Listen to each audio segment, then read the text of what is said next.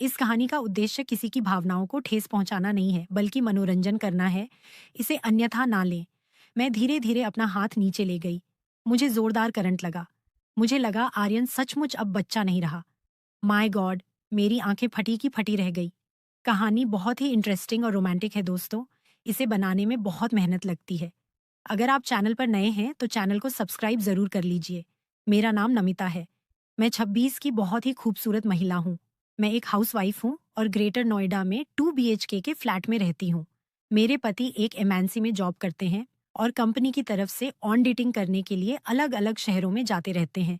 मेरी 1-2 साल की बेटी और इसके अलावा घर में मेरे सास ससुर हैं। भगवान की दया से पैसों की कोई कमी नहीं है। घर गृहस्थी बहुत अच्छे से चल रही है। बस जीवन में एक ही कमी है कि मेरे पति कई कई दिन घर से बाहर रहते हैं। मेरा मायका रायबरेली में है। पिछले महीने की एक सुबह मेरे मायके से मेरी माँ का फोन आया कि आर्यन का एग्जाम है गाजियाबाद में। अगर तुम्हें कोई दिक्कत ना हो तो वह तुम्हारे पास ही कुछ दिन रुक जाएगा। मैंने कहा, मम्मी, इसमें दिक्कत कैसी? आर्यन मेरे पास आराम से रुक सकता है। मैं बहुत खुश थी कि मायके से कोई आ रहा है। कुछ दिन तो अकेलेपन से निजात मिलेगी। आर्यन के बारे में मैं यहाँ आपको बता दूं कि वह रायबरेली में मेरे साथ ही स्कूल में पढ़ता था। उसके पापा और मेरे पापा दोनों साथ में ही जॉब करते थे, इसलिए उसके साथ घरेलू संबंध थे। मैं और आर्यन दोनों ही अपने घरों में इकलौते हैं।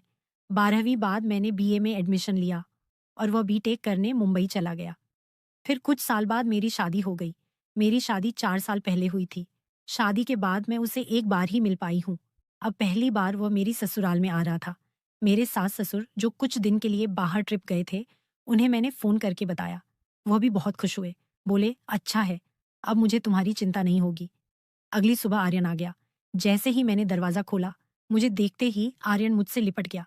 मैंने कहा, आर्यन, तू तो मुझसे भी लंबा हो गया है, लेकिन तेरा बचपना नहीं गया। आर्यन ने मेरी बेटी को गोद में ले लिया। इस बीच मेरी बेटी आर्यन से बहुत घुल मिल गई। आर्यन फ्रेश होने के लिए चला गया। मैंने चाय बनाई और दोनों चाय पीते हुए बातें करने लगे। पुरानी बातों को याद करके हम दोनों ही बहुत खुश हो रहे थे। फिर मैं घर के कामों में व्यस्त हो गई और वह आराम करने लगा। रात को 9 बजे डिनर हम दोनों ने साथ में ही किया और सोने की तैयारी करने लगे। मैंने कहा, आर्यन, तुम मेरे बेडरूम में ही सो जाओ। मेरा बेडरूम काफी बड़ा है और स्कूल के टाइम की बात करेंगे। आर्यन बोला, ठीक है, जैसा तुम कहो। डबल बेड पर एक कोने पर मैं लेट गई, एक कोने पर आर्यन लेट गया और बीच में मेरी बेटी। आर्यन मेरी बेटी के साथ खेलने लगा। मैंने कहा, आर्यन, अब कल खेलना। लाओ, इसे मैं सुला देती हूँ। थोड़ी देर में मेरी बेटी सो गई। हम लोग स्कूल के दोस्तों की बातें करने लगे। कौन कहाँ है, क्या कर रहा है, वगैरह वगैरह। थोड़ी देर में आर्यन को नींद आने लगी और बोला, अब मैं सो रहा हूँ। मैंने लाइट बंद कर दी और नाइट लैम्प जला दिया। आर्यन सोते हुए बहुत अच्छा लग रहा था। गोरे गोरे और उसके पतले पतले होंठ। इतना काफी था मुझे भटकाने के लिए। मैंने अपनी बेटी को किनारे किया और आर्यन की बगल में लेटकर उंगलियां बालों में फिराने लगी।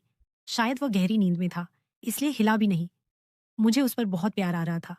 मेरे हाथ उसके गालों से होते हुए सीने तक पहुंच गए। मैं अपनी उंगलियां छाती पर फिराने लगी। थोड़ी देर बाद मैंने हाथ हटा लिया। आर्यन बोल पड़ा, प्लीज ऐसे ही करती रहो, अच्छा लग रहा है।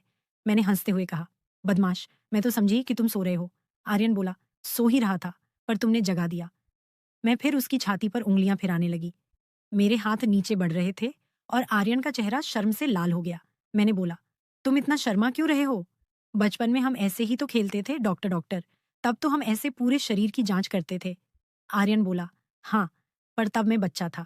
मैंने कहा, तो अब क्या बदल गया है? दोस्त तो अब भी हम हैं। अच्छा, अब मेरा हाथ छोड़ो, मुझे देखने दो। आर्यन ने मेरा हाथ छोड़ दिया। मैं धीरे धीरे अपना हाथ नीचे ले गई। मुझे जोरदार करंट लगा। मुझे लगा आर्यन सचमुच अब बच्चा नहीं रहा। Oh my God! मेरी आंखें फटी की फटी रह गई। आर्यन बोला, क्या हुआ? मैंने कहा, तुम तो सचमुच अब बच्चे नहीं रहे। तुम तो बहुत बड़े हो गए हो। मैं अंदर तक सिहर उठी। मैं तो सपने में भी नहीं सोच सकती थी कि तुम इतने बड़े हो जाओगे। आर्यन बोला, तुम भी तो पहले से बहुत बदल गई हो। मैंने कहा, कैसे?